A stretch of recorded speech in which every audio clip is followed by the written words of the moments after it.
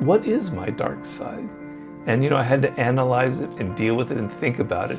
And think about how any success I've had in life is because I managed to use those dark emotions in my work and channeled them.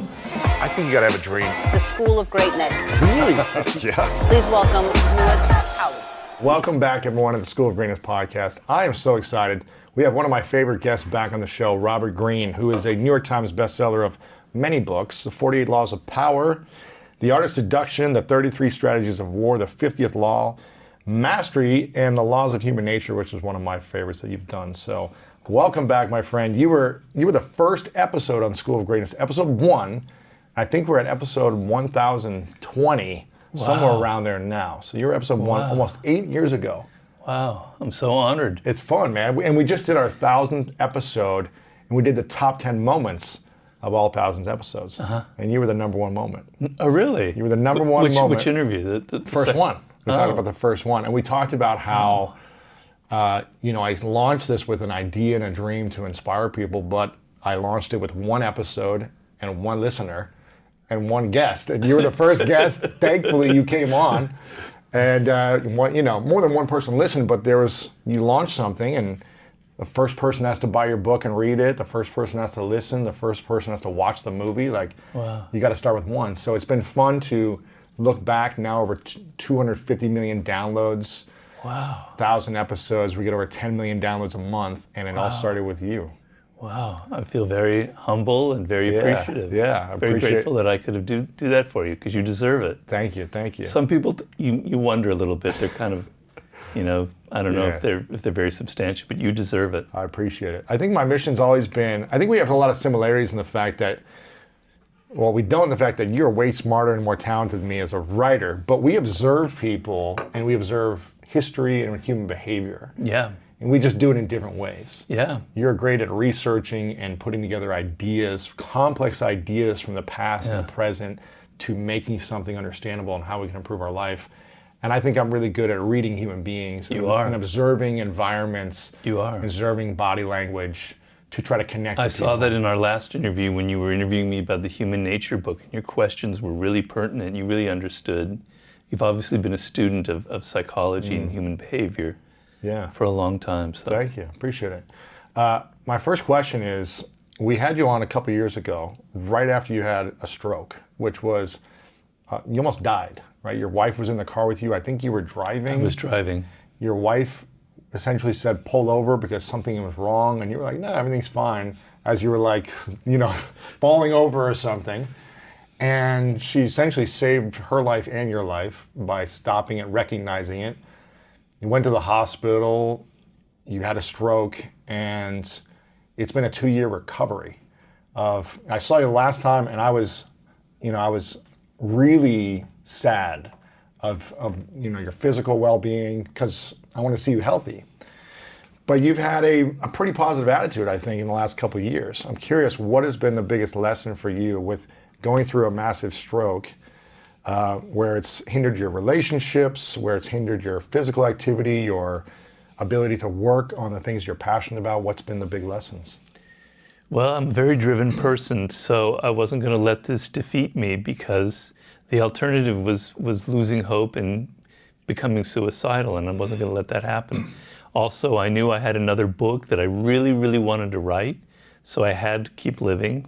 And I was in a coma for a while, and things were a little bit touch and go during that. And I feel like there was something willed inside of me unconsciously that kept me alive. The other weird thing is, I spent a lot of my time alone, swimming, hiking, writing. It just so happened, just by coincidence, that I was driving when my wife was there. And so I have a feeling that I kind of almost was ready to have my stroke once she was there. I can't say that for sure. These are, weird kind of psychic almost kind of thoughts. But I felt like there was some willpower in me that was keeping me alive so I could keep going. But the main lesson was, it's been a struggle. I can't say it's been easy. I can't lie and say, I've just figured it all out and I'm this incredible superhuman being. I've had moments where I've cried. I've had moments where I felt like giving up. It's like a daily struggle. And other people, I know a lot of people in this world suffer. They have it a lot worse than I do. I have a comfortable life. I have a lot of money. I have my books, etc. But on the level of like my body, just every day has been a struggle. I wake up, can I walk? Will I fall? Can I hold this in my hand? It's so dependent on other people. I'm a very independent person. So I've had to really, really work on myself and really develop a lot of patience, which I don't have. And the thing is, when you get an illness like this or something happens like that, the natural thing is just to sort of wait it out and wait until your body recovers. And people said I would have a full recovery 2 years down the line or so. So the tendency would be just to let it go and let time take its healing process. But I wouldn't let that. I don't know why, but I was like, no, I'm going to work out every single day. I'm going to do therapy 2 or 3 hours a day. I bought a special bicycle because I can't do a normal bicycle. It's a recumbent bike where you sit down. Man, it's like the hardest thing. You have to get up these incredible hills, and like 80-year-old grandmothers are whizzing by me on their bicycle. This is outdoors. Outdoors in Griffith Park, yeah. Wow. But I'm just determined to beat the thing. And sometimes it beats me. So every day it's like a battle, it's like a boxing match. Who's going to win? But I'm not going to give up. I just keep trying and trying. I'm going to see a new therapist. I'm working on new exercises. I'm working on different parts of my body. I'm trying to build strength in certain muscles so I can start walking normally. Because as you know, working out, swimming and hiking and bicycling, that was like my main way of de-stressing. I loved it. I loved being out in nature. I loved being alone with my thoughts. And to have that ripped away, it was like having, part of your whole body taken away from you. So, I'm pretty relentless. That's my lesson. I didn't give up. Which book of yours that you've written and the lesson in that book have you had to lean back on more than any other lesson or principle from all the books? How is it? Which one is like really, that's interesting that I wrote about this 5 years ago and now I really need to apply it? Well, the last 3 books would be more applicable. So there's the book with 50 Cent, The 50th Law, which is about fear and overcoming your fear. And in fact, the last chapter was about the fear of death in that book. And, I've had to deal with a lot of fear. And you don't know what it's like. Every day you're walking and you don't know the next moment you're going to fall. I've had several falls. And falls are literally what will do you in. So it's constant fear, and I just won't let it affect me. I push past my limits. I do things that I'm not supposed to do. I take hikes, even though I have to hold on to somebody to do it. People think I'm crazy. So I had to deal with my fear. Mastery taught me that repetition, doing something over and over and over again, like any kind of skill, learning a skill like basketball, whatever, leads to something. So every day, just using my left hand instead of my right hand, forcing myself and slowly getting used to it, that taught me a lot. And then the laws of human nature, I have one thing that when you have a stroke, it affected the right side of my brain, which destroyed the left side of my body. And supposedly when the right side of your brain is damaged, it tends to make you more emotional. And I've definitely become more emotional. So I've had to learn to control some of my anger, some of my impatience, some of my frustration. And obviously the laws of human nature are a lot about that. And the last chapter is about having to deal with death. And so with all of the things I'm dealing with and all the kind of, God damn it, why can't I do that? I have to keep reminding myself I'm alive. I'm going to write another book. The birds are out there chirping. It could have been a much different story. Last month, 6 weeks ago, was the 2nd-year anniversary of the stroke. And I had this thought, this could have been the 2nd anniversary of my death. Wow. And what people would be like gathering together, or maybe they would, maybe they wouldn't. But it would be like the anniversary of my death. But it's not. I've been given a second lease, and I have to think about that every single day. Isn't that crazy to think that when you die, hopefully people will think nice things about you, and every year they'll get together and say, hey, let's tell a nice story about our friend or that we lost, hopefully. But isn't that crazy to think that someday we're going to die, and someday no one's going to remember us? It's a weird thought. And it's also like, I wrote about this, I can't remember, I think it was in the 50th Law, where enough time passes nobody remembers you. No one. 200 years from now, no one will even know who Lewis Howes was or Robert Greene, you know? And so all traces of you are gone. Yeah, it's a weird thought. And You might be in a history book or something, maybe. maybe, Doubt. if the planet is still here. Here, yeah. Yeah, that's true. But this is sort of what my next book is about. You have to be able to take every kind of negative experience or emotion in life and find a way to transmute it into something healthy and positive. So how do you take that thought and turn it into something life-affirming and productive? And so my way is, okay, that very well may be, I better make the most of what the time that I have, because in 200 years, I'm nothing, right? Also, through my books, I will have a life that will go on. I will have a legacy. Work on that. Think about people reading you in the future. So I use it, any kind of negative thing. This is sort of the idea of amor fati that I've talked about in my books. Any bad thing that fate brings you, you have to find a way. It's like alchemy, using the philosopher's stone. You transform that into gold through a mental process. How do you think we can transform ourselves into the person or the people we want to become when there only seems to be negative experiences in our life? I'm hearing you talk about transmuting negative into a positive. How can we truly transform ourselves into this desired dream life when it seems like everything is out to get me, the government isn't the way I want it to be, my friends are not the right friends? What do you think we can start to do to transform ourselves? Well, I would tell people to read chapter 8 of the laws of human nature, because I go deeply into that, which is the law about your attitude. And the idea is you have a viewpoint, a perspective. It's like the lens on a camera. And it's through that lens that you view the world and you view people and you view events. And no two people see the same event in the same way, right? And so your attitude, how you look at the world, will determine what you get in life. So if you're focusing on all the obstacles, if you're focusing on the government, if you're focusing on COVID, if you're focusing on this person didn't give me that thing, my parents didn't give me that thing, that's you creating your attitude. You're building it. It's like a crystallization process.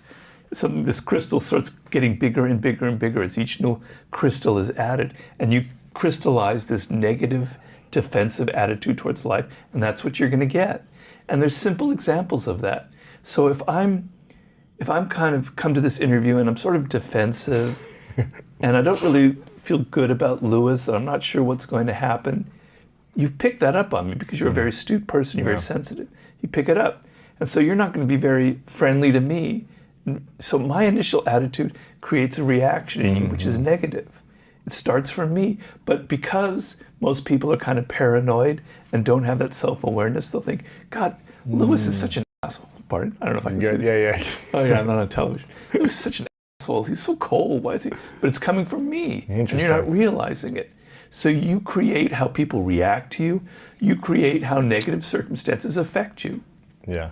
So, we have COVID and jobs are being wiped out left, right, and center. You're having to spend a lot of time alone at home. Your life has been massively disrupted, most people. And you can see this as like, God damn it, why did this have to happen? My life is ruined. I'm not going to go anywhere. Blah, blah, blah. And you start maybe drink a little bit. You start putting on some pounds, that COVID, whatever they call it. COVID-15 or whatever. COVID-15, like the freshman right. 15. Yeah. Right? Well, it's understandable. It is a very devastating kind of bomb that exploded here. But on the other hand, you could say, this is an opportunity. And I'm not trying to be Pollyannish about it because I'm not a Pollyannish person, as you know. I wrote the 48 Laws of Power. And no one ever has to say that I'm Pollyannish after I wrote that book.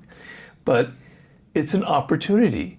And the opportunity is on many levels to rethink your life, to rethink your values, to rethink where you're going, to rethink what your career should be, what your relationship to other people should be. It's a time to reorient yourself to who you are and what you like and what what your goals are and what makes you unique. It's a time to read books and enlighten yourself and enrich your mind. So if you take that attitude, then I mean, Ryan Holiday wrote the best book on this subject. I encourage people to read it. The Obstacle is the Way. If you have that attitude where obstacles are actually the path forward, nothing's going to stop you. But it's all how you look at things. It's kind of a mental process that you switch to seeing the positive side.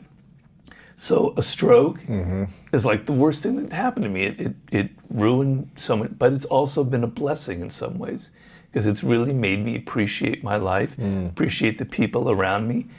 And I'm now writing my 7th book. Wow. And I keep having this thought that I could die tomorrow, because I'm in a very vulnerable state for catching the coronavirus once you've had a stroke. It could happen, I gotta get this book done, man. I am so motivated. I'm working so hard on it because, I see that this is like my great opportunity to express something before I am dead. Yeah.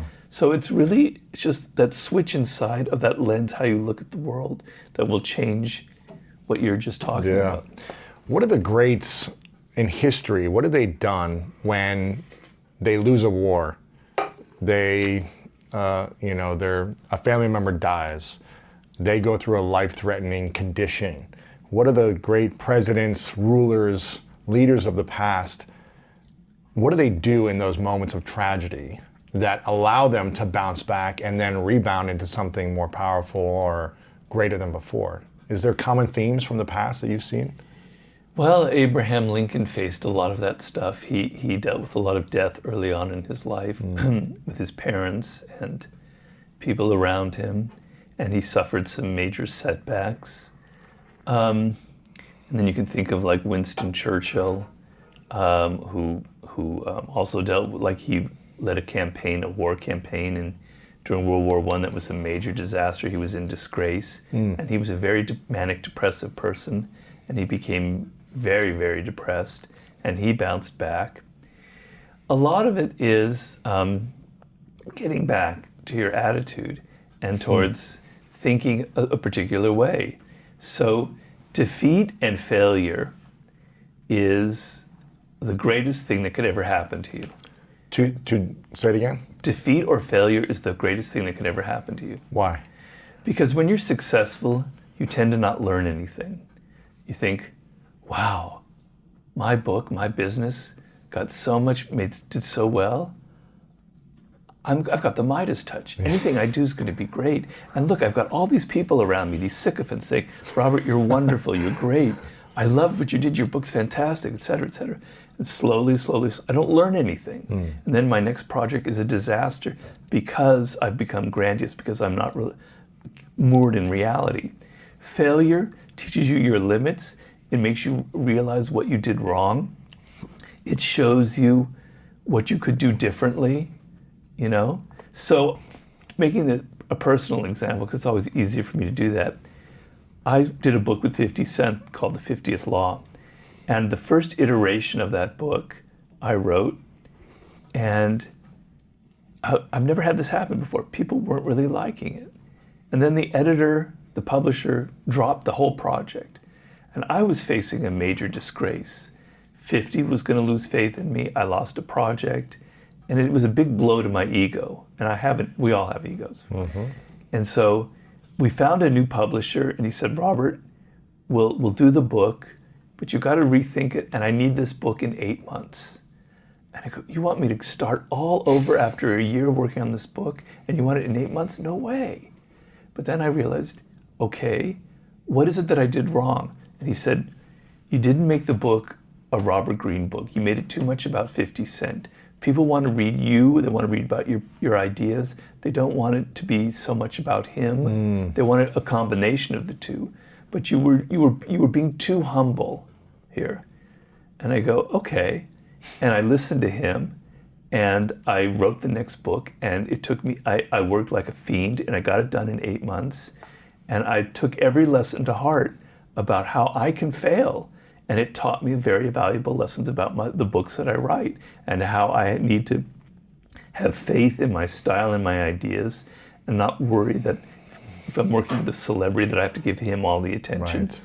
Failure taught me this, and success didn't teach me anything. So failure or defeat, great generals in battle, that's what they would learn. But the greatest general in history, I believe, was Napoleon Bonaparte. And Napoleon Bonaparte had 10 years of the greatest success anyone has ever had in military history, from 1796 to 1806. He was on the top of the world. He crowned himself emperor. And then he had 8 years or 10 years of most abysmal failures. It's because it all went to his head. He lost touch with who he was. He lost touch with his own military strategies that were grounded in success. He became too conservative. That's the other thing that success will do. It'll make you conservative. It will make you think you have to hold on to what you've done and keep repeating it. And the world, success and great things happen by being not conservative, by being open with your ideas and challenging yourself and always trying something new and being willing to change. So that's, I think, the lessons there. What would you say are 3 questions we should ask ourselves when we face some type of tragedy, some type of big loss, failure, near-death experience, breakup? What do you think? You said you started becoming introspective and asking yourself and changing your attitude. What 3 questions should we ask ourselves? Well, I don't know if I can get to 3, but I'll start with 1. The first one is, could it have been worse? Could it have been worse? Yeah. It could have been worse, or Well, you're asking me for questions. Yeah. Could it have been worse? Yeah. I mean, let's say, I broke up with a girlfriend and she had very embarrassing pictures of me and she posted them all over the internet. Well, thank God that didn't happen. Or I could have died. That's always the last one you always say. Could have been worse. I could be dead, right? As long as you have your body and your mind together, you can recover. I tell people, and you can recover from the worst possible disaster, even public humiliation, you can recover from. Because fortunately nowadays people have short memories and they'll always remember your last success. So things are never as dire as they appear to be. So it's, could it have been worse? Or what is the worst scenario that could have happened? Well, luckily that didn't happen. Yeah. The next question is, I would say, what is the lesson I could learn from this?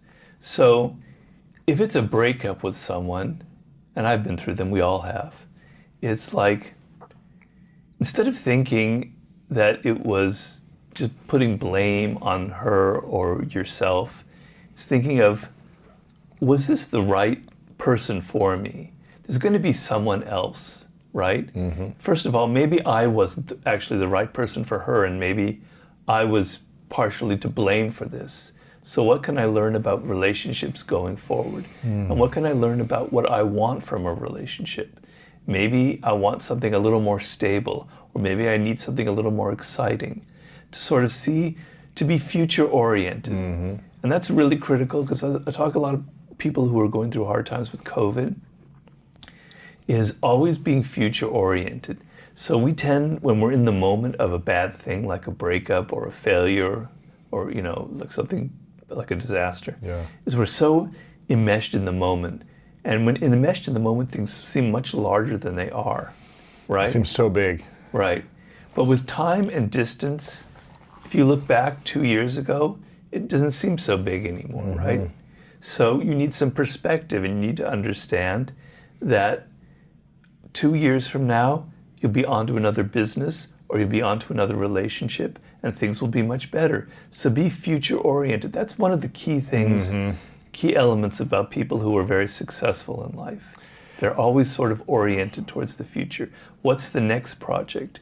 What am I going to be doing in 5 or 10 years? As opposed to obsessed with the past.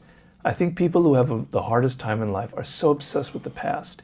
That scumbag, he destroyed me. He ruined my last project. That blah blah blah blah. They hold on to all this crap, right? They're so weighed down by the past. Their parents, they whine, they complain.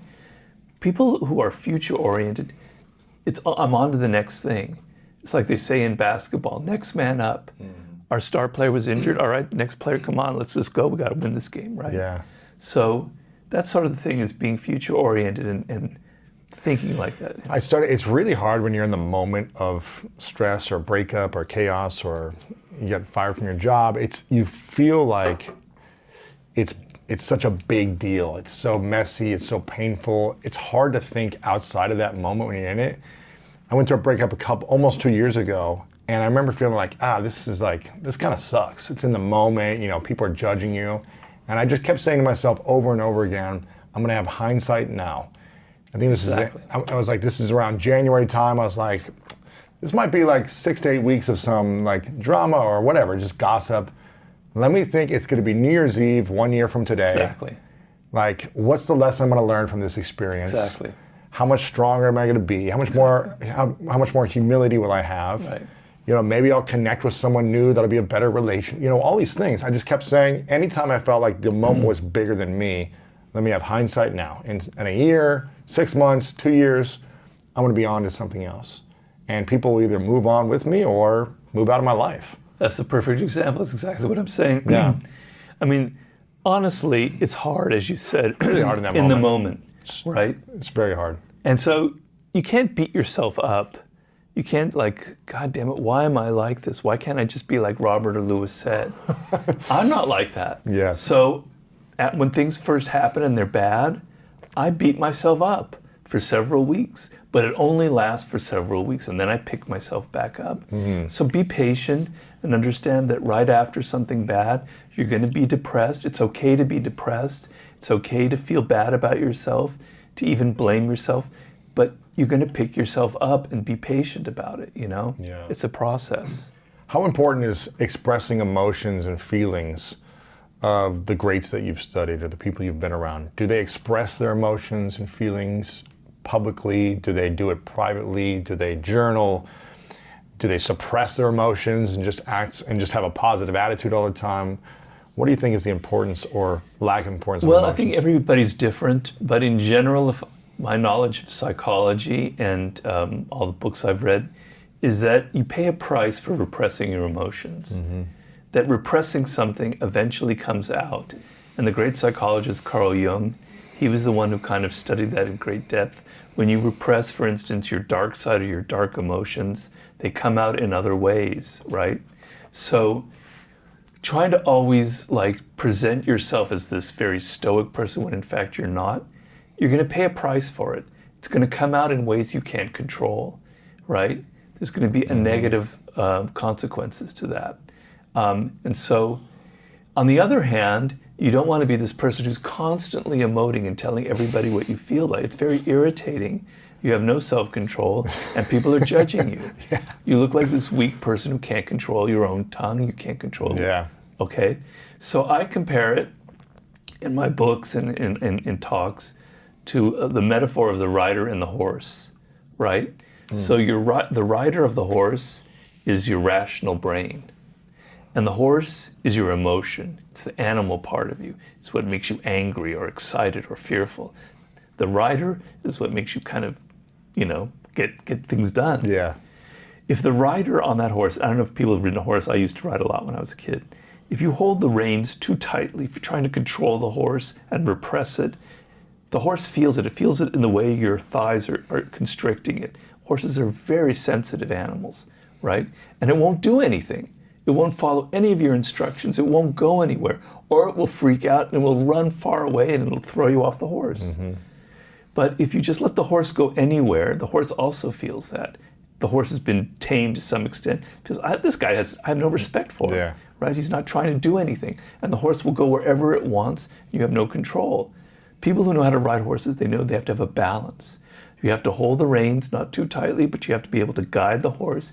You have to squeeze with the thighs, but not too tightly. The horse, you have to feel relaxed and one with the horse. The horse then gives in, and you can go anywhere. So you want a balance in life.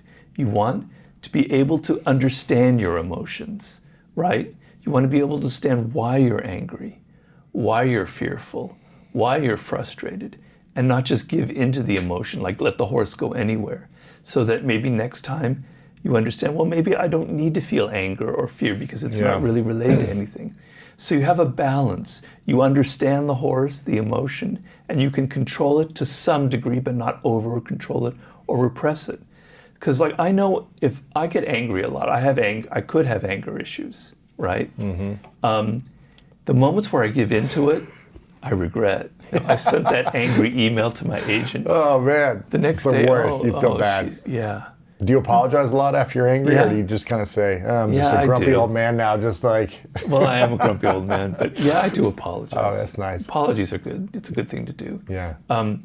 But yeah, I feel terrible, right?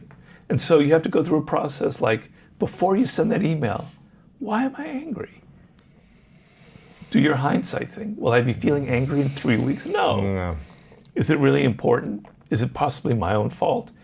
When you go through that process, you're not repressing the anger. You're not pushing it down so then it explodes 3 days later when you yell at somebody who inadvertently crosses your path. That's what happens when you repress it. But you understand it and you let it work for you.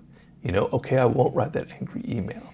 But then you can use your anger for other things like writing a book, right, et cetera, or believing in some social cause that's important, et cetera. So it's a balance.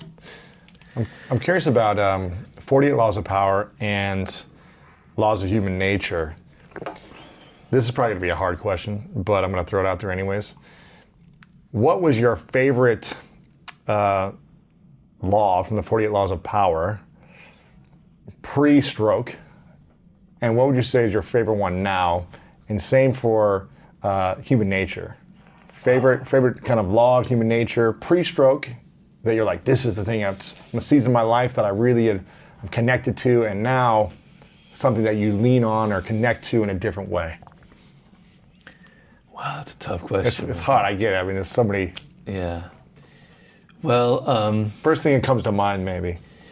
well, for me, for the 48 Laws of Power, this will be kind of symmetrical. But law number one was always like the most important one to me. Never outshine the master, because it was the first law. It was the first successful book I ever had. When I first pitched it to the man who produced the book, I told him the story that initiated the Never Outshine the Master. And I had personally violated that law on several occasions, and it caused me a lot of misery and pain in my life. Why? Why what? Why did they cause you a lot of misery and pain by violating the law? Well, this is before I wrote the book. So I had a job in the film business and television show with a very famous person whose name I will not mention. And I was a researcher on it. And I was the best researcher there by far. You know, you count success by how many stories you found and what got actually filmed. And yours got filmed the most. I had like a 60% rate or something like that. Wow. I knew I was the best. And then I got fired. Why? Right? Because you're Okay. outshining the master. Well, at the time I thought, she hated my guts. You know, I pissed somebody off. I said the wrong thing. And I was capable of sometimes doing that because I could have an attitude. And I was blaming other people, etc. But then, you know, it started dawning on me. And then later when I wrote the book, it was very clear to me that I had inadvertently made her think that felt greater than she was, that I was after her job. Other people were really praising me and not praising her so much. I was getting too much attention. And it happened another time, a second time, right? I wasn't controlling myself. And so that law meant a lot to me because it was very painful. Being fired is a very painful experience. I don't know if you've ever been through that. No, I haven't. Really? No, I mean, I've never had a job. Ah. Actually, I did get, I got fired once by getting in a fist fight on a golf course. I was a grounds crew kid when I was like 13. And we were playing around, this is a long story, we were playing around like throwing leaves at each other, and someone punched me in the back of the neck as I'm like throwing leaves at him. Because we're raking up like leaves and grass on the golf course. He punched me in the back of the neck, and then I just went crazy and got in a fist fight. I only got in 2 fights, real fights in my life. That was one of them. And I walked back to the kind of the grounds crew shed and washed my knuckles off because they're bleeding. And I was just high on adrenaline. And the kid who I got in a fight with walks back a couple minutes after me, and I couldn't recognize his face. You punched him that bad? I mean, it was just like, it was an animalistic reaction when someone punched me. It was just like, you know, I mean, it only lasted for maybe 10 seconds, and then someone took us off. There was other people around and kind of broke it up. But it just kind of hit him in the right spot, I guess, and it kind of swelled over his eye, like a softball in his eye, and I was just like, wow. And it was really the first time I felt like I had any power as a 13-year-old. And the grounds crew leader or the boss saw him walk up kind of yelling at me. Yeah. And he just goes, "You're fired." And he writes a check and gives it to me and he's like, "Get out of here, never come back." And I was like, so that was my only moment. That was law number 1B, never punch a colleague. Exactly. Never punch anyone. So, but for you, it was stressful and emotional getting fired? Yeah. I mean, you take it personally, et cetera, and you were like, "I was the best." I was.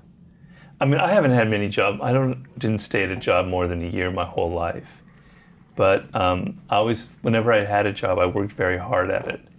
And, I was very conscientious. So that was very painful. But don't you want to, I would think if someone's excelling on my team, I'd be like, celebrate them and keep going. Wouldn't you want that? Or do you not want people to? Well, Louis, come on.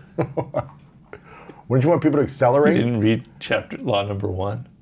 People Remind have me. egos. I understand, but... Yeah, in a perfect world where angels were everywhere and we all just had wings and we were all just all out for other people and for the greater good, yeah. Right. But we happen to live in this planet that's not like that. I know. We're descended from primates. We're much different from that. And so people have egos. How do you grow how do you improve in a career but not outshine too much so you stay in the career, I guess? Well, you have to read law number 1, but you have to first understand a very basic principle of human psychology. Yeah. Everybody has an ego, and everybody you meet is insecure. They have insecurities, okay? But your boss, the person above you, has even more insecurities and a larger ego than other people, and you don't think so.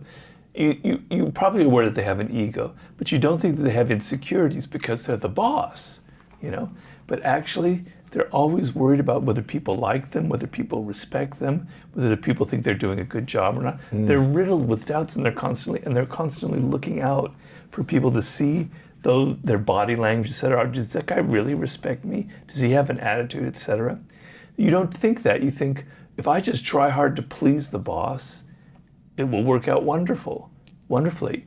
But you might be doing something else. You might be stirring up their insecurities. So you have to always be aware in life of people's insecurities. It's like lesson number 1. It's going to save you a lot of painful moments. The people you deal with are riddled with doubts. They're riddled with fears. They have things hanging over them from childhood. They're wondering about themselves. And you inadvertently are feeding their insecurities, and you never intended to. And then you find, wow, look what happened. And you don't even understand why it happened that way. So when you're fired for outshining the master, you don't know why you were fired. And it's very hard to learn a lesson when you don't know why it happened. That's what's so complicated and tricky about people. Because when people do something that's kind of harsh and negative, they never tell you why they're doing it. They always have a cover story, a narrative, right? They have a way of deflecting it as if they aren't to blame. And so you're confused. That's why I wrote The Laws of Human Nature, because you're continually confused, because people never tell you what they're really doing, why they're motivated, why they behave such a way. And you take their words and their appearance for reality, and it's not reality.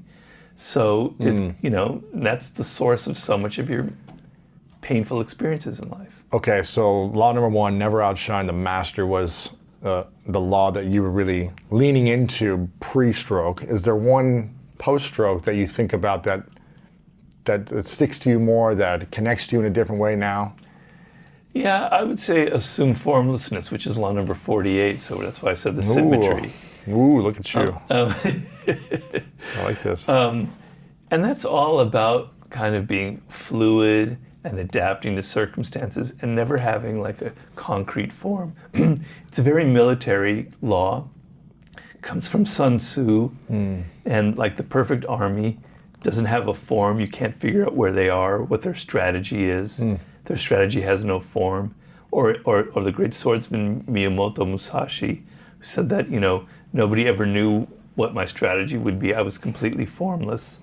So it's a way of being very fluid in life and very open, and never doing the same thing twice, and adapting what you do to the circumstances around you. And when you have a stroke, it's not easy to do that, right? because your body certainly isn't capable of being fluid. So your mind has to be fluid. I have to retrain myself from not getting stuck in certain ideas and certain patterns of thinking, certain negative things and certain frustrations and certain ways of looking at the world. I have to be fluid and take each day as it comes and adapt myself to this new body that I have. Yeah. So I think about that law a lot. How does someone, you have a book on mastery, how does someone master the art of something if they're always trying something new every day? Or if they're always formless and reinventing themselves every day, or, you know what I mean? From the swordsman you're saying, it's like he was always in a new strategy, but if you want to master something, you typically have to do something over and over to master it, correct? Yeah, well, that's the thing about my books and about the laws. They're about circumstances. So I'm not saying assume formlessness for all you people out there who are 18 years old who are about to enter the work world, or 21. Just be formless. No. Master something, and then when you've mastered multiple things, you can adapt. Miyamoto Musashi was fighting for 20 years as a swordsman in life and death battles, and he eventually developed this power of his, right? But if he were formless without ever having any experience, he would have been killed in his first sword fight. So, you have to have discipline. You have to assume, like, this is what I'm doing and like, this is my career path, as you talk about, as you mentioned in mastery. And you have to put in the hours, the 10,000, the 20,000 hours. And then when you get to the level of a master, like a Bobby Fischer in chess, then you can do anything you want. You're on another level. You can be as formless as possible, right? So, you're right. I'm not advocating that for just anybody out there. But for me in my situation, after I've had, the success, and it's also for people who've suffered a major blow like that, like an illness or something, where your habits of thinking can get very set and very rigid, where every day you wake up and go, wow, why do I have to be like this? Why couldn't it happen this differently? And as opposed to being open to what life brings me every single day and not developing a kind of a defensive, rigid attitude. One of the things that I love about your journey and story is that you mastered so many different types of writing over 20, 30 years. I think you were like first in a newspaper and then a magazine and then screenwriting and then certain types of books and then you did all these different styles of writing that you tried a lot of things, mastered them to a certain point, which gave you the range to kind of write in the way you do now. It gave you the ability to write the way you do now, which I think is interesting. So I like that you say that when you're in your 20s, like find something to hang on to master for a few years, then you can go to the next thing, and that'll give you more range. Well, I don't know if I can remember my metaphor, but it's like you want a path in life when you're 20, 21, 22, but you don't want it to be so rigid because you're going to burn out, you're going to get bored, and you're going to give up. You want that path to be like that instead of like this. So you can go this way, you can go this way, you can go this way, you can go this way. But if your path is like that, you'll never find anything because you'll try everything. So I knew I was to be a writer, and I tried 8 different forms of writing. You want to be a musician, you try writing music, you try learning an instrument, you try performing, producing, you go into entertainment, a lawyer as a music lawyer, whatever. You try different things, but this is what I love in life. If you have no idea what you're going to love, and I deal with that because I help consult with people who come to me with that very issue. Robert, I don't know what my life's task is. I never had any education when I was a kid. That's the worst situation to be in. There are ways to solve that, but that's really painful because you have no idea where to go. But you want to have a sense, but you want to be fluid and open so that eventually what happens is you hit upon the right thing, right? Most of us are never going to hit the right thing at 25.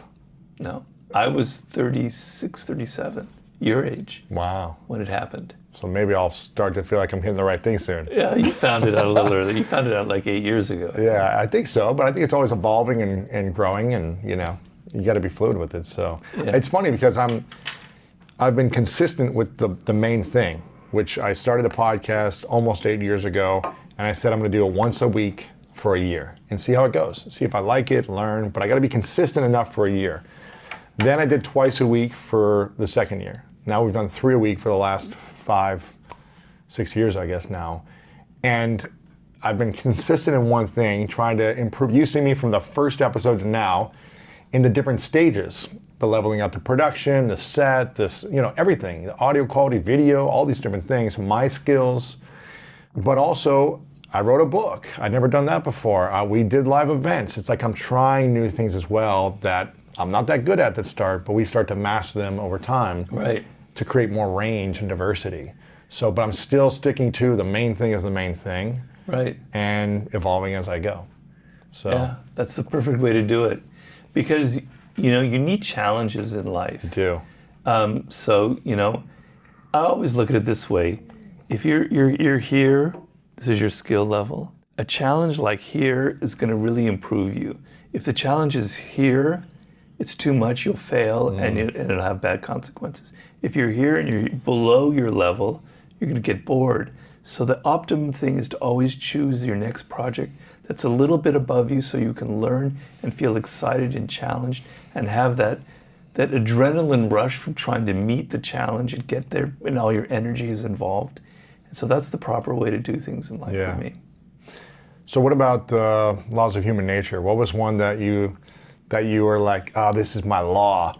This is the one that I love the most right now, for whatever reason, pre-stroke, to the one now that you think about more as important for your life? Well, my favorite chapter was kind of about the dark side of human nature, the shadow. Confront your dark side and make it work for you, as opposed to repressing it, right? So everybody has a dark side. I don't care if you're Mahatma Gandhi or whomever, you have a dark side, right? And it comes out in ways that you're not even aware of. And I explain in the book where our dark side originates from. As a child, we had a lot of powerful emotions that we couldn't control. We would hit our sister. We would play terrible practical jokes, and I'm not talking personally. Yeah. Terrible. I did the same thing, yeah. Terrible practical jokes. We'd be kind of mean and aggressive, but also we'd be very loving, which is true as well. We'd be a full range of things. And then you learn as you get older, Robert, you can't hit people in school. Stop that. Don't be like that. Don't play those practical jokes. It's bad. People don't like it.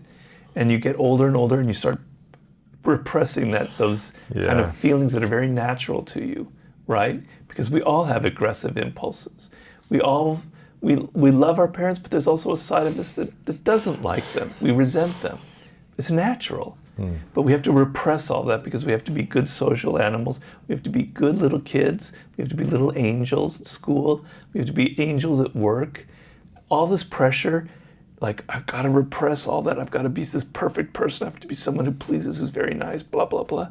And then when you're 28, you start becoming addicted to alcohol and you don't know why. You start getting really angry, you have anger issues, you yell at people, you don't know why. You're like a 45-year-old person with a very steady profession. You leave your wife and you run off with a 19-year-old, without any, destroying everything that you've built. The dark side has come out because you've repressed it instead of dealing with it. So the idea was you need to understand your dark side, confront it, and make it work for you. And I have a dark side. I have, every chapter in the book, sometimes now I think like my answer wasn't the right answer, but I'll go with it anyway. It's all good. In writing the book, I kept having to say, I wrote a chapter on narcissism. Robert, you're a narcissist, I wrote a chapter on the dark side. I go, Robert, you have a dark side. The same thing with the chapter on aggression. And like, what is my dark side? And I had to analyze it and deal with it and think about it. And think about how any success I've had in life is because I managed to use those dark emotions in my work and channeled them, because they have tremendous energy to them. They power you forward. So I had anger coming out of working in Hollywood. I kind of hated the environment. I hated people's hypocrisy. I hated all the sycophancy and all that. I was really angry, but I didn't let the anger turn inward. I channeled it into the 48 laws of power. So I used my dark side. And I really liked that law because it showed me that I'm a victim of this, but I also unconsciously learned how to use what I'm writing about. So I kind of drew on my own experience. Yeah. I love that you talk about this because there's so many great artists that write songs that become hits and, big best-selling books and movies out of pain, right? Out of a breakup, out of a drug addiction, out of rehab, out of whatever this painful thing that happens to them, and they express from their pain, and it somehow connects to other people in the world to their pain, and then becomes this hit, whatever it be, a song or video or movie. Do you think anger, resentment, frustration is a greater power to create over love? Or if we came from a place of love, could it be that much more powerful, our creation? Well, that's a great question, and it really depends on who you are. Sometimes those dark energies have more kind of power behind them. They impel you. They do. And love, it just kind of love doesn't necessarily make you want to write a book, although it can. But for me personally, I'm speaking from personal experience, it wasn't love that made me want to write a book. It was anger and bitterness, right? I'll show you. Yeah. Yeah, I'll show you mentality. Whereas, I love this, I love that. That's not gonna. And the reason why that happens is people in our day-to-day life are so repressed. We have to be so politically correct. Yeah. We have to be so pleasant and smiling, etc., that when your work expresses anger or expresses pain, people love it. They're drawn to it because finally someone's expressing what I'm feeling, but no one else is talking about, right? That's powerful, yeah. Yeah. The person that I think a lot about in the dark side is Kobe Bryant, and I was going to talk to him about it if I could have, because he confessed this. He had a lot of dark energy. He had a lot of anger, and he was so competitive. He wanted to crush you on the basketball court, and he spoke of it in those terms. It wasn't like a friendly little basketball game. This was war. But like Michael Jordan, he channeled this energy into being a good teammate and to just defeating the other team, working as a good player, a colleague with his teammates. But he learned to channel it. Early on, it kind of destroyed him a little bit. Mm-hmm. It kind of ruined his relationship with Shaq in a way.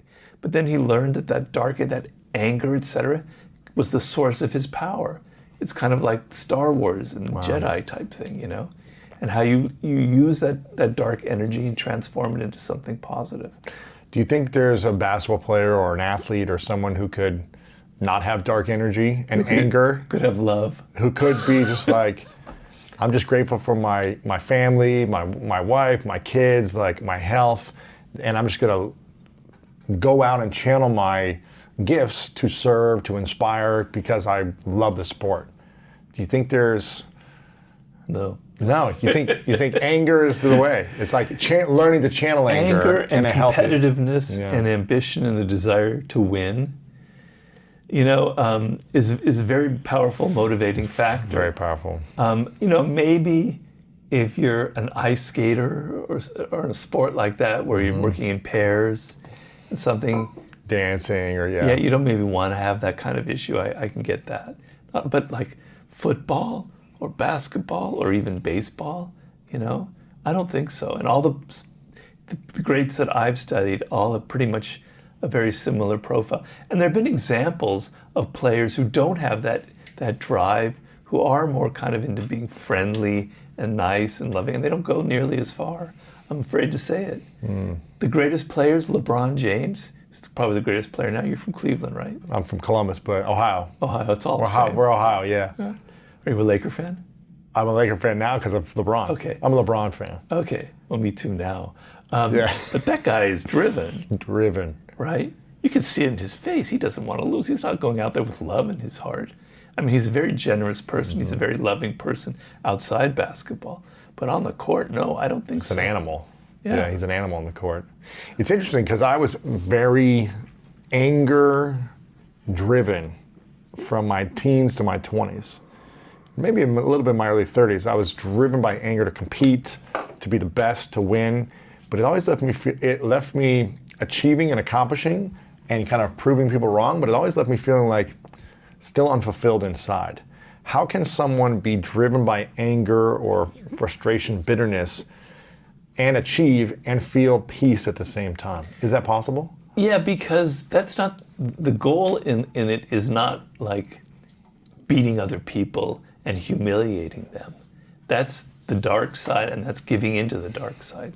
The goal is to be the best at your sport, to win a championship, and then to give back to the community, to make a lot of money, and then donate a lot of it, or become, like LeBron has done with the schools in Ohio, etc.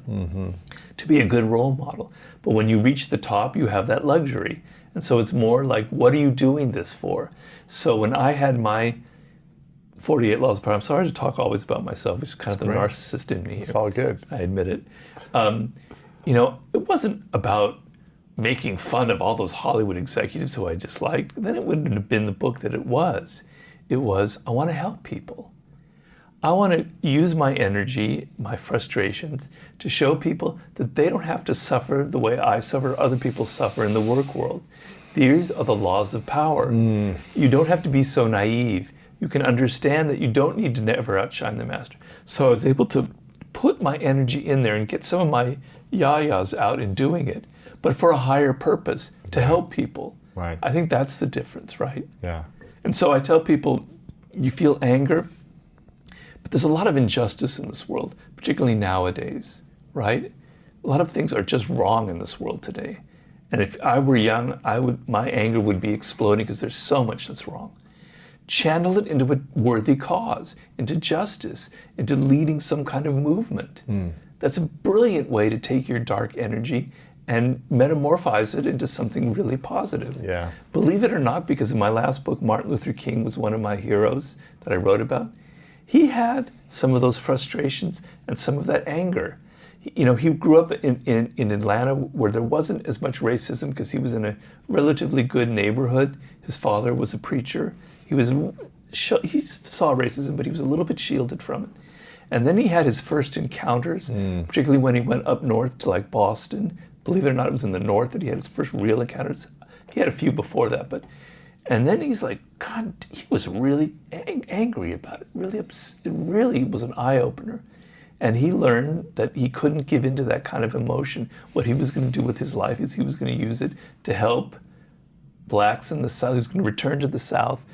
His path, he thought, was to stay in Boston, New England, because it was like cushy, etc. But then he realized, no, I've got to take all this bitterness that I feel and I've got to go back to the South at the risk of my own life and help my people, So working for a cause is probably the best way you can channel some of that dark energy. So how do we be angry about a cause, but not being a prisoner to that thing, that unjust thing that's happening in the world? Is there a way we can still be angry and in movement and creation mode, but not be a prisoner to that situation? Well, what would being a prisoner mean? I think allowing it to affect you emotionally, to consume you, to control you, to make you focused on that thing all the time, as opposed to just being it's alone. where your energy is. Is it about you? Is it about you and your emotions and your anger, or is it about helping people and about the cause? So is it for something greater than yourself? And if it's for something greater than yourself, then you're not a prisoner of it. Got it. Because you're getting outside your own ego and you're actually working to help people. Okay? But I can tell you, a lot of social movements and revolutions, if you want to call it, or reform movements, they peter out because they lose energy. They lose a drive. The initial impetus sort of isn't quite there. And you've got to be able to keep it alive, How do you keep it alive? Because you feel nothing has changed. The injustice is there. I mean, look at someone like Martin Luther King, what he had to put up with constantly. Constant failures, constant rejection. He dealt with so much envy, it was insane. Even people within the movement were constantly belittling and criticizing him. But he kept his eyes focused on the greater prize, the ultimate goal, which is what you want to focus on. But you have to use that energy or it's going to peter out, because life will wear you away. You'll get older, you relax, you don't want to, you don't want to have to spend so much time doing this, and you get soft and the energy dries up. And you need that energy. Every time I write a book, I'm starting from ground zero and I'm going, okay, Robert, what's going to motivate you? What's like something that really irritates you and it makes you angry and pissed off, right? Yeah.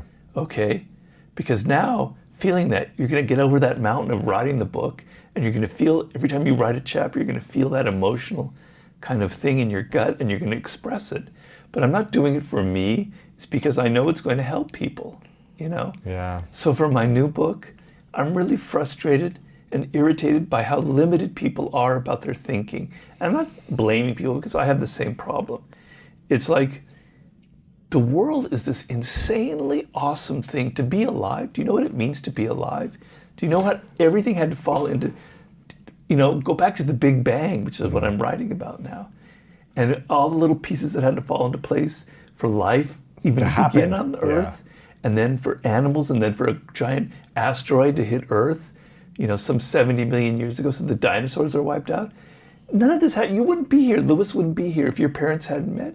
So your life is like this insanely unlikely thing that ever happened. Do you know how awesome it is? Do you know how awesome it is to look out and see stars in the sky or things around you? And people are not. They're locked in their little banal worlds of social media, etc. They're not opening their minds up to what it means to really be alive. And it makes me angry. That's good. So that's why I'm gonna write the book. What's the title of this book? Are you sharing that yet or no? Yeah, The Law of the Sublime. So it's about how we can think differently or how we can open our minds to possibilities?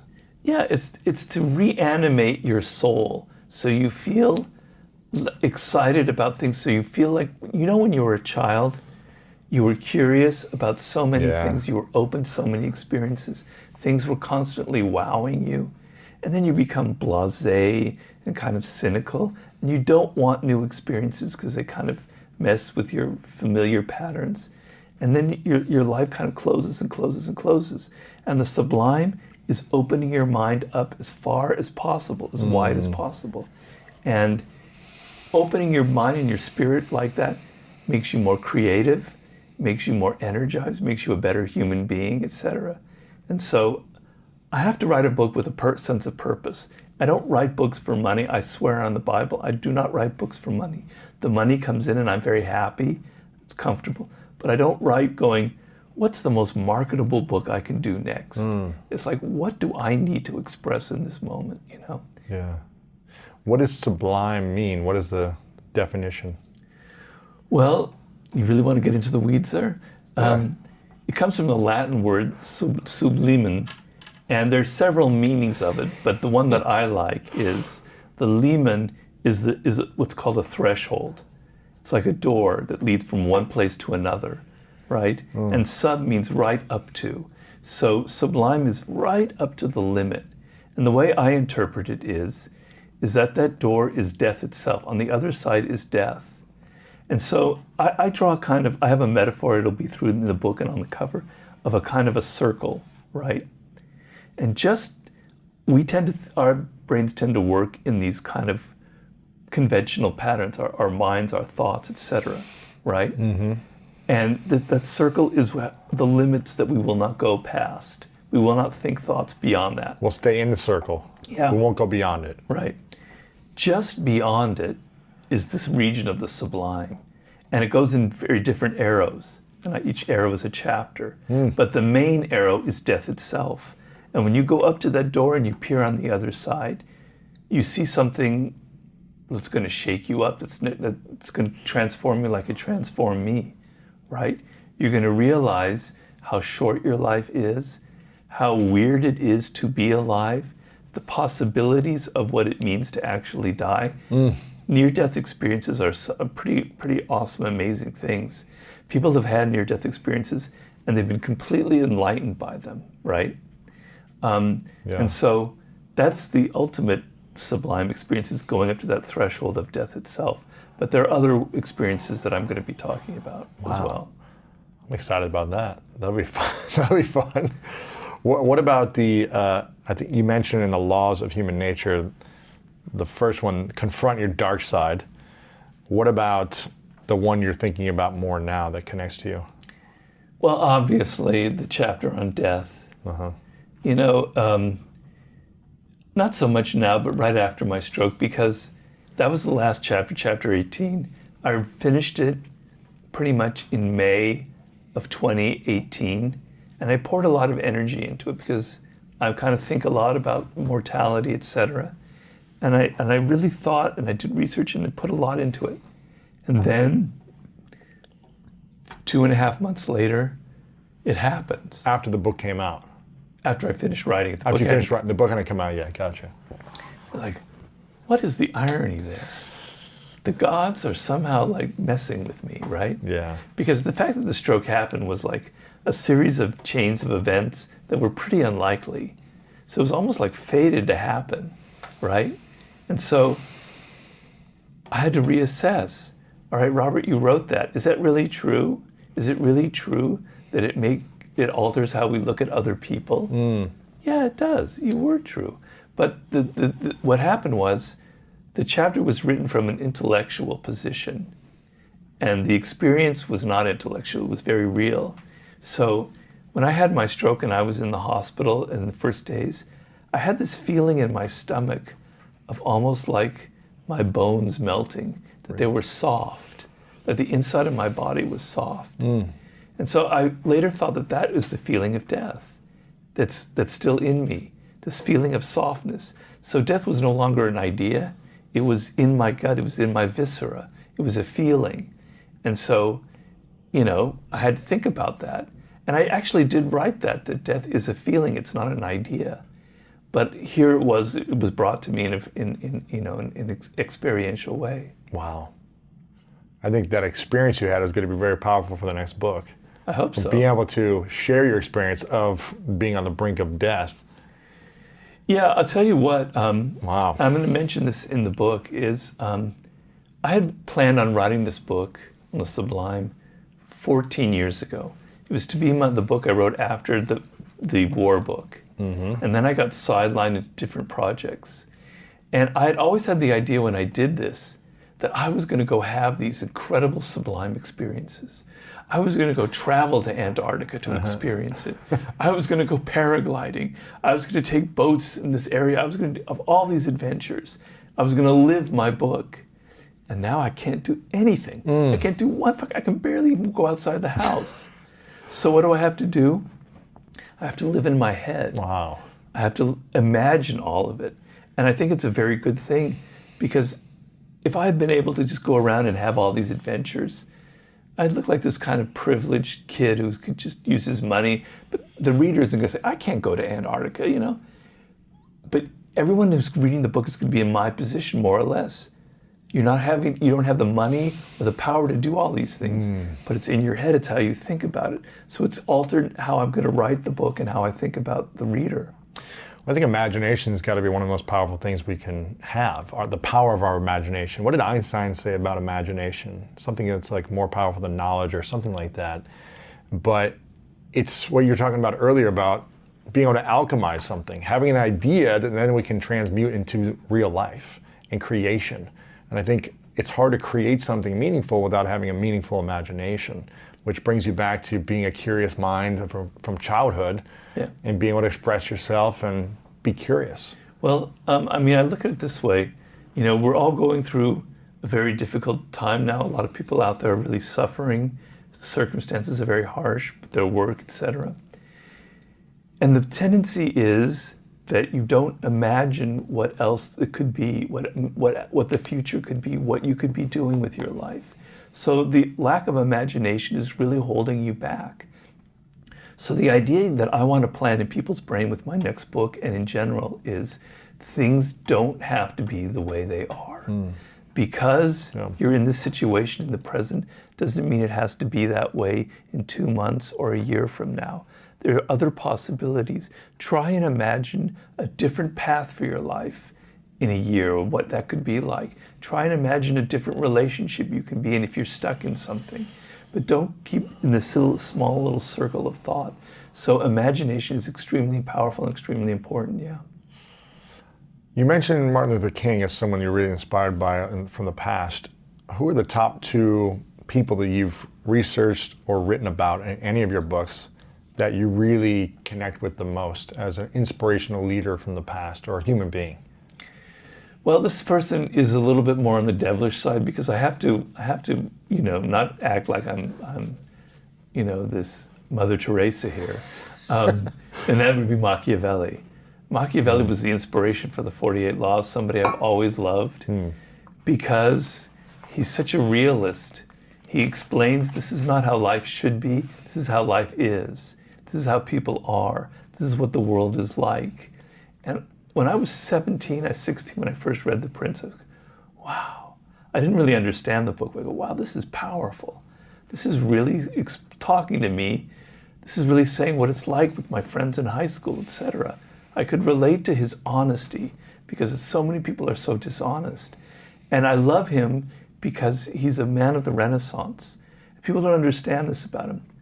He wrote a hardcore book like The Prince, but he also wrote much more intellectual book like The Discourses. He also wrote one of the wickedest plays, comedies ever written in the history of theater. A play so sacrilegious that it shocked everyone at the time, and it's a very funny play called Mandragola. He was like a poet. He was a great seducer of women, even though he was physically ugly. He was like a really weird guy. He was interesting, and I loved his stories, right? So he'd be one. And the other one would be from Master, was Leonardo da Vinci. I mean, these are from the same period. In fact, they probably crossed each other's path. But da Vinci, he was like not human. He thought on a level that was so superior, that was so almost godlike, that it fascinated me.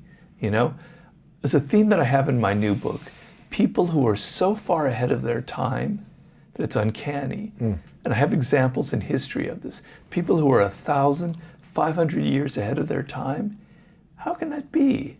Is it just coincidence or what is it? And I'm fascinated by it. Well, he was doing drawings of military tanks, of flying planes, of all kinds of elaborate technological devices that some have never even been invented, And where did this come from? He was also like one of the first people in history who observed nature just for itself. He loved like plants and flowers and animals without thinking about God or religion. He was one of the first animal lovers in history. I'm an animal lover, right? I love any kind of animal. You got cats, right? I have cats, but I love dogs. Two I love cats, horses. right? I have 2 cats now. But I love horses. I love dogs. I love them all. People were so cruel to animals back then. Nobody had pets like that. Yeah, just stray animals, and they Cats just kick were them. just there to kill rats. Wow. Etc. He would go in the marketplace in Florence when birds were being sold. He would buy them and open the cage and let them fly away.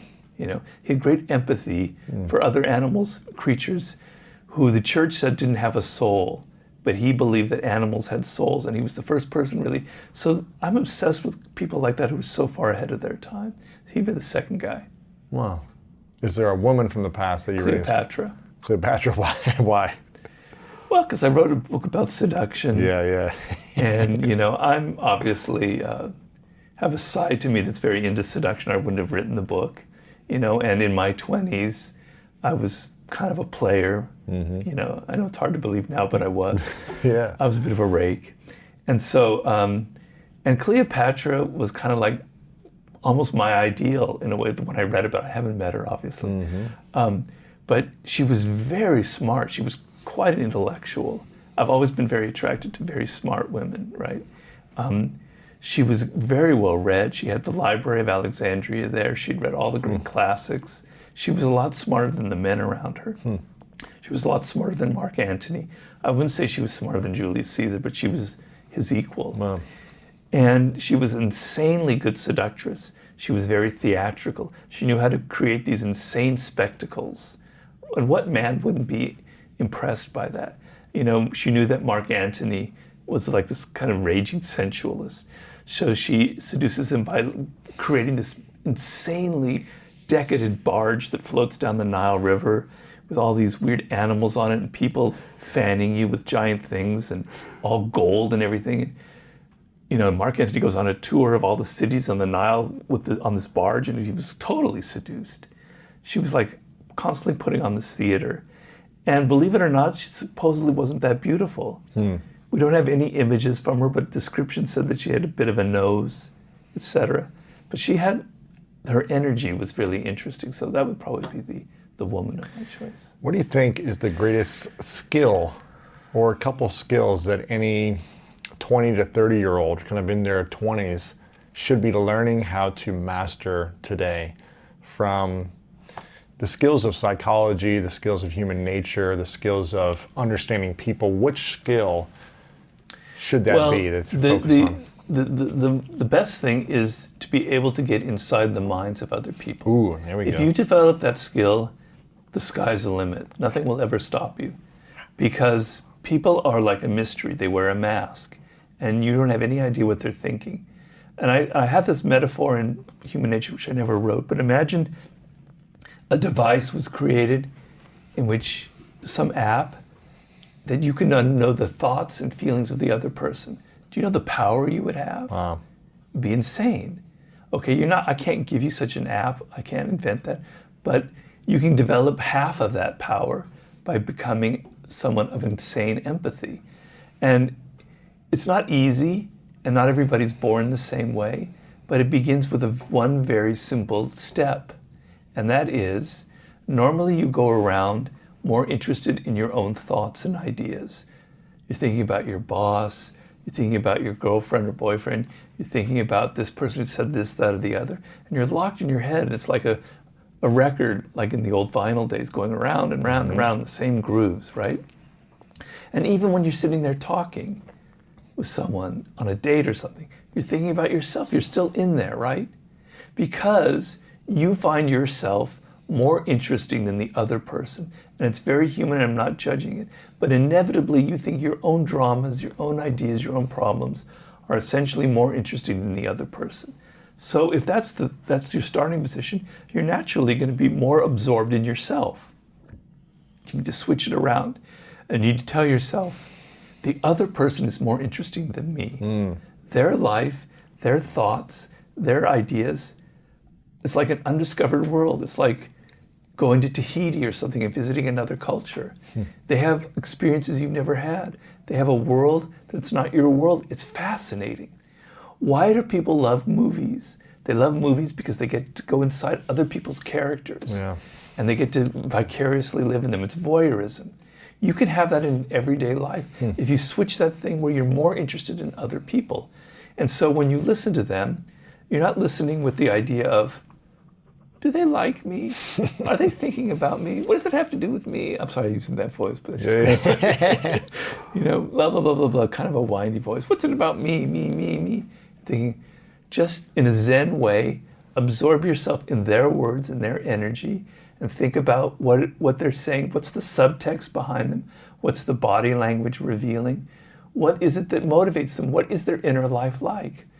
I can't get inside Lewis Howe's thoughts. It's impossible. But I can get inside your moods and emotions, because we humans are very susceptible to the moods of other people. We can feel them. So I can start to, if I'm open enough, I can understand the tone in your voice. I can understand the subtext of what you're saying, and I could pick up the emotion behind it and what you're intending. And once I do that, well, then if someone says something, I don't have to take it personally, because now I understand that it probably comes from other things that have nothing to do with me. Yeah. Or I want to persuade them to help me on a project. Well, now I know what their world is like, what their spirit is, what their problems are. I'm going to mold what I'm saying to get them interested in my idea.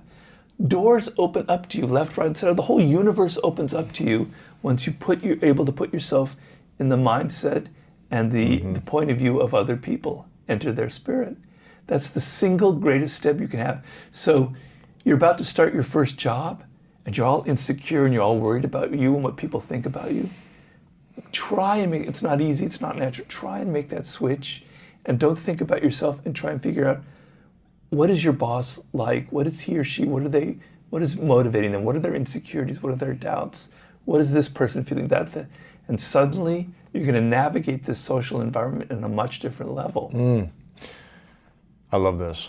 This is powerful, I think. So to get in the minds of other people would be the greatest skill. By far. And the way to do that, I'm hearing you say, is through empathy, through asking interesting questions, through listening. No, it's taking this one step, which is other people are more interesting than me. I love going to see movies. That other person is like Hannibal Lecter. I'm sorry, that's not a good choice. Sure. Could be, but, or they're like this other character in some other movie. I don't know, choose whichever one you want, right? They're fast. Beetlejuice. There you go. Okay. Wow, that was a long time ago. Yeah. Yeah, I remember that. Just thinking of a fascinating character. They're like that. They have stories. They have drama, right?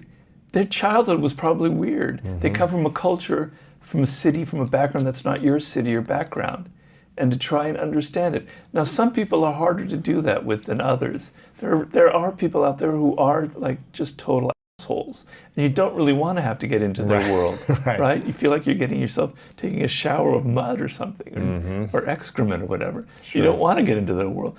But even then, it pays. If you've got a psychotic boss, it pays to get inside their mind so that you don't take things personally, so you can understand where they come from. So even with horrible people, being able to understand who they are will prevent you from taking everything personally. So having the understanding that other people are more interesting than me, having that framework in your mind allows you to look at them differently. Or as interesting. Or but as they have interesting. stories to tell. They have a life that's fascinating. They're like a character in a movie. I want to understand it. And asking questions allows you to understand it.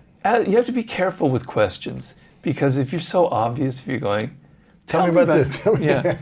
Yeah, so did you love your mother? Did your father? They're like, yeah, why are you asking me this? Yeah. Yeah.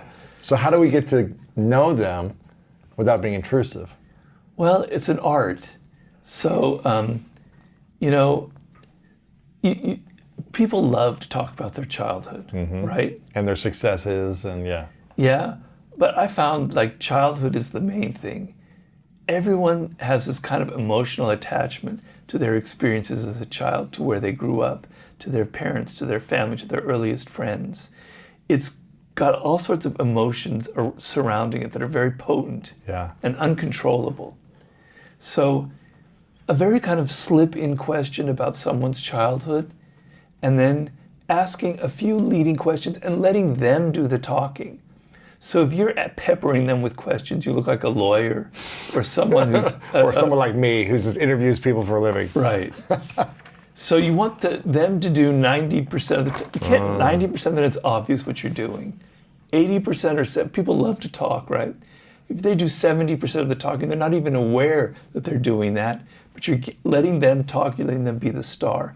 But you find a foothold into what excites them, and you get them to talk and open up about their childhood, and then occasionally a question, and then occasionally you go into your own life to sort of show, oh yeah, you had that, I had something very kind of similar. Mirroring people is a slightly manipulative trick. I don't doubt that, and I talk about that in Seduction, but it's very powerful. They start telling you things about their childhood that are powerful, and you go, yeah, I had something very similar, and you probably have had something similar. Yeah. That's a really potent way of connecting to people. But you've got to be subtle. It's an art to getting people to talk and open up, to finding that thing that lights their face up, that gets them excited, you know? Yeah, I think the book Influence by Cialdini, I don't know if you studied that book, but just likability allows you to, is one of his main, I think it's 7 or 8 keys of influence, but he talks about likability. And the more someone can see that they like you through mirroring or through, we have one thing in common, makes them like you more. So finding that commonality, social proof, there's like a bunch of other things. I can't remember all 7 of them, but yeah, likability is one of the biggest things. It's one of the reasons why I'm just always trying to have fun and just be playful and kind of ease the moment for people so they can feel like, oh, this is relaxing and fun and playful. Well, I must admit that's why you're a good interviewer, and I know that because I've been with many bad interviewers who are kind of tense and nervous and defensive, and they're insecure, right? And they make you feel that way, and but you have an energy that kind of brings out that part of at least for me, That's good. Yeah. that likes to yammer. How does someone not be insecure? An interviewer, someone trying to get a job and they're doing an interview with their potential boss. When you're with someone you're inspired by or higher status or in an influence position, how do you not be insecure or nervous? Okay, one simple answer. I mean, there might be exceptions, but it's pretty simple. Do your homework. Be prepared. So if you go into an interview, you're naturally nervous. But if you've prepared the shit out of it, you research that person, you know who they are, you know what the company is like, you know what the position is, why the other person was fired, what they're going to need from you, you're going to feel a lot less insecure than if you just kind of go in and wing it, right? Okay? So if you're on any kind of project, I talked in the War book about Alfred Hitchcock, the film director. And my wife is a film director. It's a nerve-wracking task. You've got an army of 80 people who are all bitchy and insecure and ego-ridden, etc. They're all secretly hoping you fail. So they can be the director, yeah. Okay, it's a nightmare, right?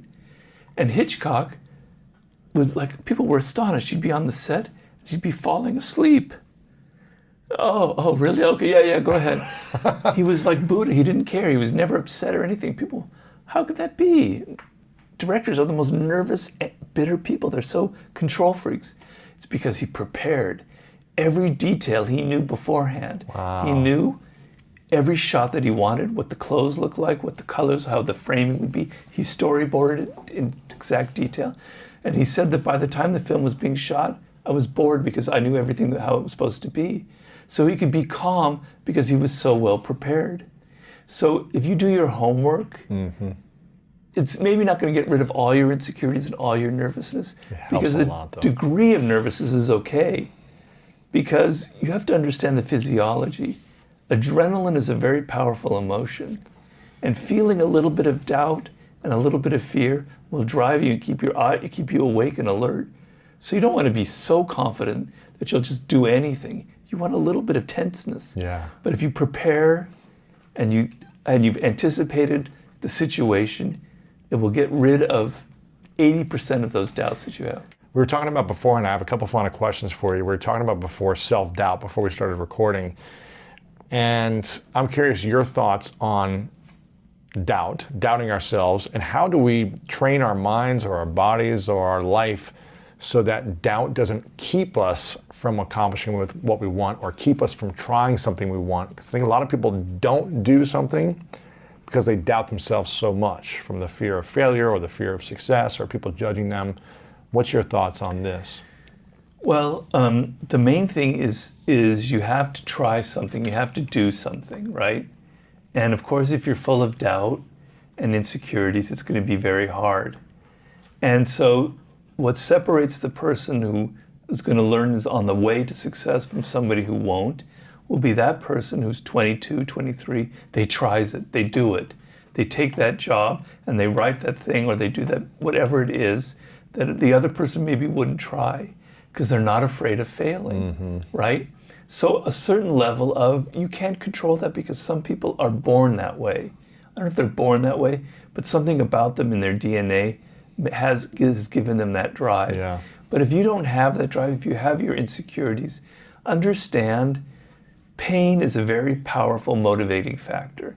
But if you're 22 and you don't try something, you don't feel the pain. So why not? And then you're 23, then you're 24, you're not feeling pain. Then you're 28, you're still not feeling pain. Then you're 32, you're starting to feel a little depressed. And you're 35, man.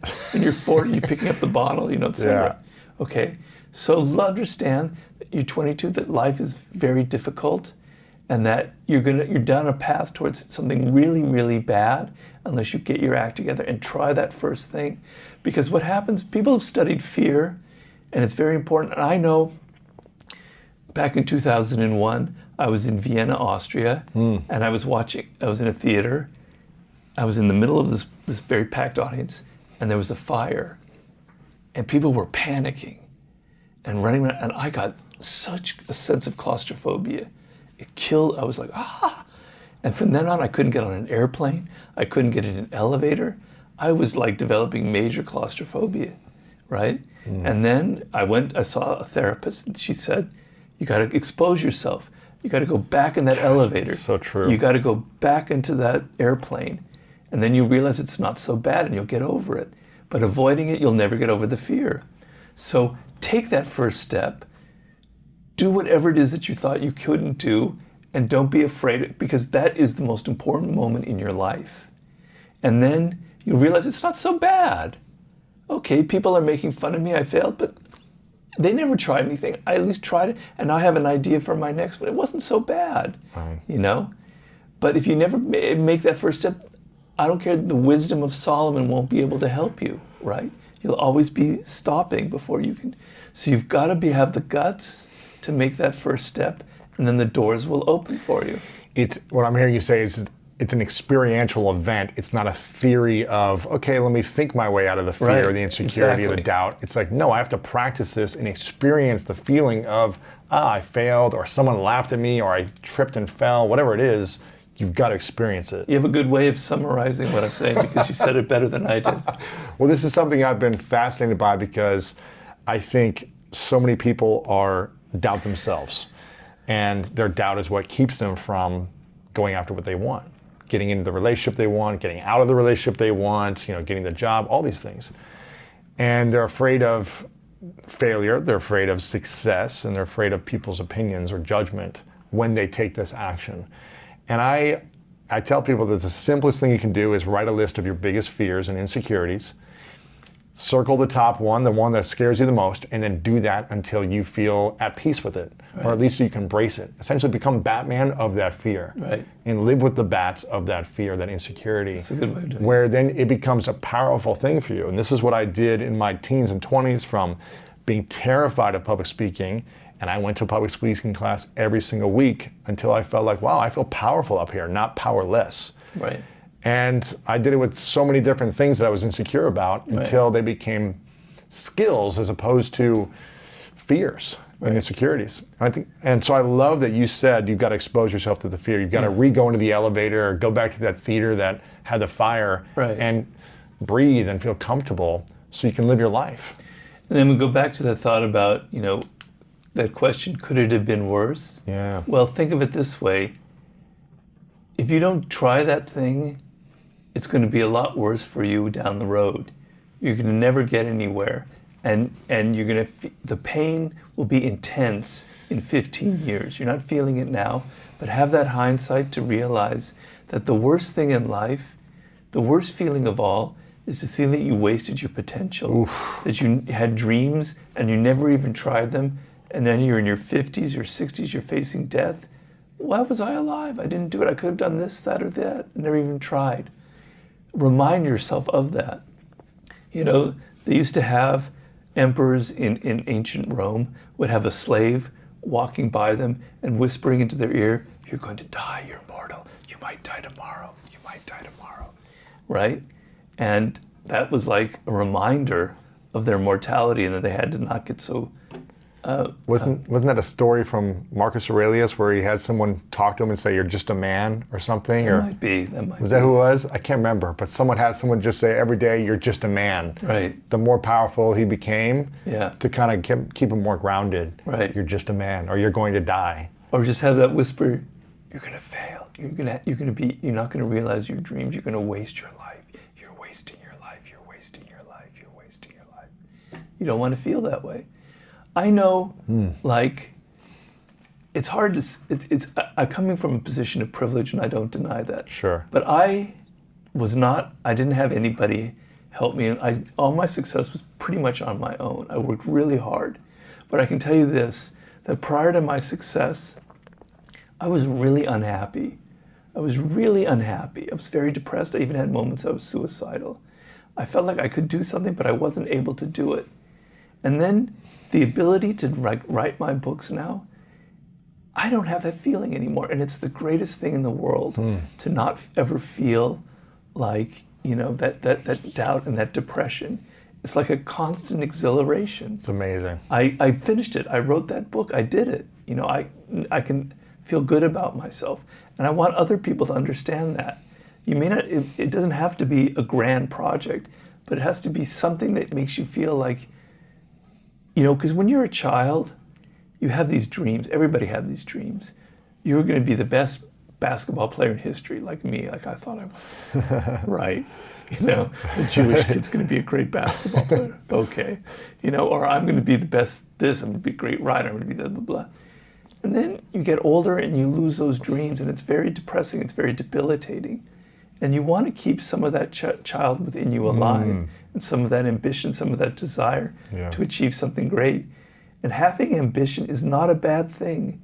It's a dirty word today because people think it means you're selfish. Yeah. But your ambitions can be towards achieving things that help people as well. Mm-hmm. What's the greatest fear for you now that you haven't yet conquered or overcome, or insecurity that you're still dealing with? I don't know, Louis. I have, believe it or not, a tremendous fear of failure. Still, after all these massive hits and millions of books sold, and every time you get I'm neurotic and I don't deny it. Every book is a hit and just changes lives. Well, it's because, I don't know if it's from my background, I'd come home with straight A's and my parents would go, okay, so what? Right. What's next? Okay, so it's instilled in me some way, I don't know why, but so I'm writing my new book, my first chapter, and I'm going, this isn't working. It's too intellectual, it's not going to hit people, it's not relevant to their lives. I have to change it, If I write the book like this, people are going to laugh at me. And I go through that every single time in every single book. Now it's kind of a split personality, because in the back of my mind, I know I'm kind of playing a game. But I still play the game, and it keeps me motivated, and it keeps me working. So I must say, I'm still deathly afraid of failing my readers and of them being disappointed in me and going, I thought Robert was this great writer, and look, he's put out this shit now. What's wrong with him? He's getting old and soft. I'm still afraid of that. Wow. Well, I guess that's why you keep showing up, keep creating, to help you overcome that fear. Keep being invited back to Lewis House. That's it. This has been powerful, and I think a lot of people are going to love this. I want them to, if you're listening right now and something inspired you or you're watching, make sure to send a tweet to Robert Greene. Let him know what you enjoyed about this, or on Instagram, Robert Greene Official. Post a story, tag Robert so he can see it, even though I'm not sure how active you are on Instagram. But someone's watching there, so you'll get the information and the laws of human nature on Facebook. If you don't have all of Robert's books, make sure to get them right now, and also get on your newsletter. I think you have a newsletter, right, where they can opt in for when the future book comes out. I'm not sure if Ryan probably manages all that for you still, but go to your website, which is powerseductionandwar.com. Powerseductionandwar.com. The and is spelled out. andwar.com. Go there, get on his newsletter, or just go check it every month, because the book's coming out hopefully in the next couple of years. But this is going to be your best book yet. I'm already declaring it. I hope so. I'm declaring it because I know you're not going to let yourself down or people who read it down. You're that neurotic. I am that neurotic. You're that neurotic. I sure as hell am, and I don't deny it. You've got some other interviews we've had on our show. We'll link those up in the show notes if you want to hear Robert's definition of greatness and his 3 truths. You can go listen to those. Final question for you. What's the question you wish more people would ask you that they don't ask you? I don't really have, when people put you on the spot like that, you have to be like so quick-witted, and I'm kind of a slow brain. Is there anything you wish more people would have discussions about that they don't with you? Well, I don't know. I mean, I'm kind of really into the zeitgeist. I wrote a chapter about that in Human Nature, about the times that we're living through. People tend to think that I'm just interested in individuals and psychology now, but I'm also very interested in our culture, in our society, and how it fits into the larger scheme of history. So sometimes people don't ask me so much about that chapter and about, what do you think is going on right now in the world today? Where are we? What is the moment that we're in? And how does it compare in the past? Because I've read a lot of history. I'm not bragging, because it probably led to my stroke, to be honest with you. Thousands of books. And so I have this innate sense of patterns of history, of things that repeat, of things, people go through certain crises. And so it makes me very attuned to the spirit, to the feeling in the air now. So, you know. What do you think is going to happen in the next few years based on history in 2 minutes? Oh the overview of what you've experienced from all the historical events to what we're facing now. Well, I think the human spirit can't deal with too much stagnation. Can't deal with... So on the one hand, we're afraid of change. On the other hand, we're deadly afraid of boredom and stagnation. And things have been stagnant for too long. And we're on the verge of what I think could be a revolutionary generation. It's not carved in stone because social media has kind of disrupted the apple cart, so to speak. But young people are the motors of change in this world. They will create culture. They will create new movements. They will keep the world alive because they enter the world and the world doesn't fit who they are because it was created by boomers or whomever. So they want to mold the world into something that's more like them. So they're the motors of all the changes, all the trends in fashion, all the trends in the arts, in politics, etc. But things have been too static for a long time. We live in a situation where the politics and the structures have not really shifted in 50 years. They're ossified. And so I think the human spirit is sick of it. If I were 20 years old, I would be sick of it. I would say, this is not the world that I want to live in. And so I feel like there's going to be an outbreak at some point where people are going to say, I want to live. I want something more alive. I don't want this world that is so unequal. You know, I'm somebody who rants against the inequalities of wealth, etc. And just the kind of rigid social framework that we're living in. I think there will be an outburst. I'm not Nostradamus, so I could be wrong. In 5 years, people might be laughing at me. But I sense, and other people have written who write about the generational phenomenon, say that the millennials were the crisis generation, and that's always followed by the revolutionary generation, which would be the Generation Y, or whatever you call them. Wow. Or Z, Generation Z. How should we be preparing ourselves if this comes true? What can we do now for the next couple of years to prepare ourselves? Well, embrace it. Embrace it. I did a podcast about it, and a lot of people were upset, going, well, you know, revolutions, I mean, come on. Look at the Soviet Union or Communist China. Revolutions are bad, they're ugly, look at that. And my response is, change is the healthiest thing that can happen, right? Even if it's a change for the worse, it's okay, because humans need a vitality. We need things that are different. We need a different landscape, social landscape around us, right? So welcome it. Don't be a defensive little rat who's got to live in their own little hole and everything has to be the same. The world is changing. It will change without whether you like it or not. Technology will change your world whether you like it or not. Young people will change the world whether you like it or not. So it's a lot better to embrace it and feel excited about the opportunities that are coming out. Because if you look at just take it from the business point of view, it's like a hurricane happened. All the businesses that are gone, the jobs entertainment lost, industry, the travel industry, they're devastated. Gone. Restaurant industry, yeah. What happens when that? New things are going to spring up. New ideas are going to spring up. There's going to be new ways. I think the future for that kind of world is going to be giving people experiences, because they've been locked up in their house for a year and they want, so like you go to a hotel or a restaurant, you want to give people a little bit of an experience. It's not just something so flat and like on social media. So people feel more alive. There's going to be opportunities you're not even aware of. So be open to the change and be excited about it. That's the main thing that to prepare yourself for. Robert, thank you for always opening up and being honest and real every time you come on. Thanks for being episode 1 and now 1,000 something. Wow. Hope you come back on many other times. 2,000 or something. 2,000, yeah. Hopefully we'll come back on before then. But Okay. your next book, we'll have you back on for sure. And Okay. if you guys want to hear more about Robert's ideas on the zeitgeist and what's happening in culture, then let me know, and maybe we'll bring you back on sooner in the next 6 months after the election and everything to see what do you think is going to be happening moving forward and what we can do about it. So, Robert, thank you so much, Thank man. you so much for Appreciate it. this. I really enjoyed it. Thank you, man. If you want to learn more about how to master your mind, check out this next video right here.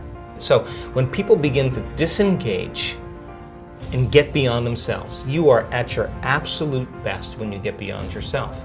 Now, getting the person to that point How does someone get to that point? Yeah, so we teach them that formula. We teach them that formula. We teach them that formula. We teach them that formula. We teach them that formula. We teach them that formula. We teach them that formula. We teach them that formula. We teach them that formula. We teach them that formula. We teach them that formula. We teach